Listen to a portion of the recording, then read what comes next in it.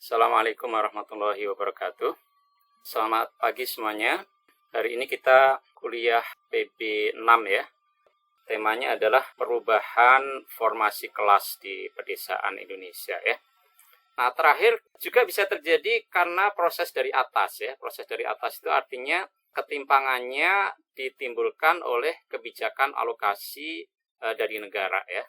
Jadi negara kan punya kewenangan ya untuk mengalokasikan lahan berdasarkan hak menguasai negara, dan alokasi itu bisa diberikan kepada instansi pusat sendiri yang ada di daerah, itu namanya dekonsentrasi, bisa diberikan kepada pemerintah daerah, itu namanya desentralisasi, bisa diberikan juga kepada badan hukum, itu namanya privatisasi ya. Lalu bisa juga diberikan kepada rakyat ya, dengan berbagai sasarannya, bisa komunitas adat, bisa desa, bisa kelompok pengguna, misalnya koperasi atau kelompok tani, bisa saja individu gitu ya. Dan itu kemudian bisa mencakup beberapa skema kebijakan ini. Tetapi kalau kita bandingkan antara yang diberikan kepada rakyat ini atau yang digunakan untuk kepentingan umum dengan yang diberikan kepada badan hukum, artinya privatisasi kepada usaha skala besar, maka yang dominan memang di sini ya. Jadi di sini kita melihat adanya ketimpangan alokasi ya antara yang diberikan kepada badan hukum dengan yang diberikan kepada rakyat yang berbeda-beda sasarannya nih ya. Bisa adat ya, bisa desa, bisa koperasi, bisa kelompok tani, bisa individu ya. Seperti itu ya. Ini tercermin di dalam data-data ini ya. Misalnya alokasi lahan di kawasan hutan itu bisa diperuntukkan ke swasta, bisa kepada masyarakat, bisa kepada kepentingan umum ya. Tetapi kalau kita lihat perbandingannya, ini data tahun 2018 ya, itu yang diberikan kepada swasta itu mencapai 95% lebih ya. Sementara yang kepada rakyat cuma 4,14% saja ya.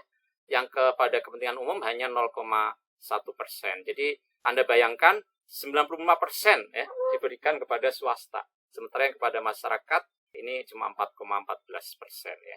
Termasuk yang diberikan melalui perhutanan sosial ya.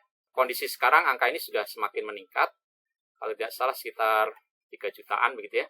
Tetapi tetap saja ketimpangannya itu masih sangat tinggi gitu ya. Jadi ini terlihat sekali bagaimana alokasi lahan itu yang diberikan oleh pemerintah itu sangat timpang antara yang diberikan kepada private sector dengan yang diberikan kepada masyarakat. Nah, kalau kita lihat perbandingan antar beberapa periode pemerintah, ternyata ketimpangan alokasi itu justru banyak terjadi di era reformasi ya. Jadi kita ambil contoh saja di Kabinet Indonesia Pembangunan Bersatu, ini untuk HTI ini itu yang diberikan pada periode ini 46% ya, lebih ya dari total yang diberikan ya. Sementara di era Orde Baru saja cuma 18,95%. Begitu juga di HPH. Ini bahkan lebih besar, HPH itu 63,33%, padahal di era Orde Baru cuma 3,23%. Jadi ini menunjukkan bahwa justru di era reformasi ini ketimpangan alokasi itu semakin tajam karena pemerintah lebih menganak-emaskan sektor usaha skala besar ketimbang rakyat ya. Ini juga terjadi di perkebunan. Jadi 5,1 juta hektar lahan itu hanya dikuasai oleh 25 grup bisnis Taipan saja ya. Jadi ini juga seperti itu. Ini contoh bagaimana di era desentralisasi itu muncul kerajaan-kerajaan sawit dan itu dikuasai oleh penguasa daerah maupun kroninya. Jadi ini wilayah Seruyan ya di Kalimantan Selatan ya. Dan ini Anda lihat bagaimana lokasi HGU-nya itu ya mungkin lebih dari separuh wilayah kabupaten itu sudah jadi kebun sawit. Bahkan sebagian masuk ke wilayah Taman Nasional ya. Seperti itu. Sebagian terlantar, jadi ada 4 juta lebih ya hektar yang terlantar kondisinya. Padahal kalau 4 juta ini dibagi pada 5 juta petani yang terlempar tadi karena nggak punya lagi tanah, itu kan sebetulnya cukup signifikan tuh dampaknya ya. Nah, ini punya konsekuensi ya, jadi bagaimana ketimpangan agraria itu, jadi formasi kelasnya itu ditandai dengan adanya ketimpangan itu punya konsekuensi yang tidak saja berkaitan dengan akumulasi kekayaan pada sektor agraria, tapi juga berkonsekuensi pada akumulasi kekayaan yang lebih luas ya. Misalnya ternyata ketimpangan agraria itu paralel dengan ketimpangan aset keuangan yang dikuasai ya. Ini mirip dengan tadi ya, ketimpangan penguasaan lahan di desa itu berkorelasi positif dengan pendapatan dari non-pertanian juga. Ini juga sama di skala nasional, struktur ketimpangan agraria itu berkorelasi juga dengan aset keuangan yang ada di bank ya. Jadi proporsinya mirip ya. Jadi kalau aset yang terkait dengan tanah, 56% itu dikuasai oleh hanya 0,2% populasi ya. Jadi seluruh aset yang terkait tanah itu 56%-nya dikuasai oleh populasi yang tidak sampai mencapai 1%.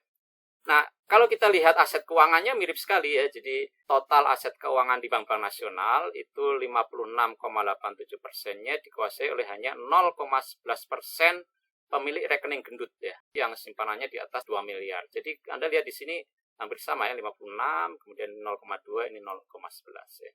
Jadi ini rekeningnya gitu ya.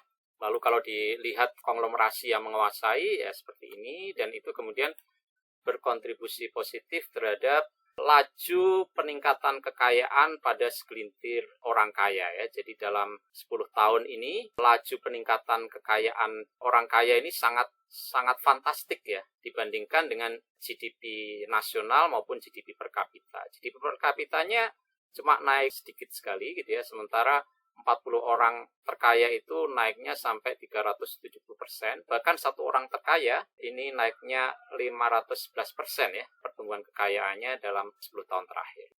Siapa itu ya kira-kira saja ya. Sehingga Indonesia itu tercatat sebagai negara keempat yang paling timpang ya di dunia, di mana 45,4% kekayaan nasional itu hanya dikuasai oleh 1% penduduk terkayanya. Jadi 1% penduduk terkaya itu menguasai 45,4% kekayaan nasional. Lalu 10%-nya menguasai 74,8% kekayaan nasional. Kurang lebih seperti itu ya kondisi di negara kita, dan itu ironisnya justru terjadi di era reformasi.